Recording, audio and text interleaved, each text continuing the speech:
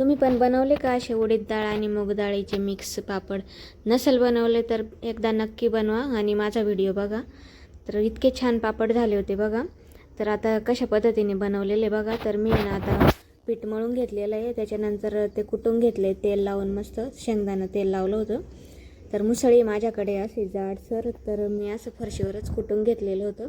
त्याच्यानंतर जुन्या पद्धतीने बघा दोऱ्याने लाट्या पाडून घेतलेल्या आहे. तर कोण कोण अशा पद्धतीने पापडाच्या लाट्या पाडतं कमेंटमध्ये नक्की सांगा.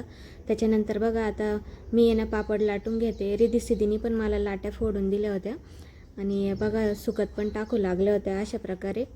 तर मुली पाहिजेलच बघा, एक तरी मुलगी पाहिजेलच जीवाभावाला. तर असं म्हटलं जातं आणि ते काही खोटं नाही आहे. तर अशा प्रकारे आम्ही तिघींनी पण मस्त उडदाचे पापड, मूग डाळीचे असे मिक्स पापड आहे तर ते करून घेतलेले. मोठा व्लॉग मी चॅनलवरती अपलोड केलेला आहे पापडाचा, तो जाऊन नक्की बघा.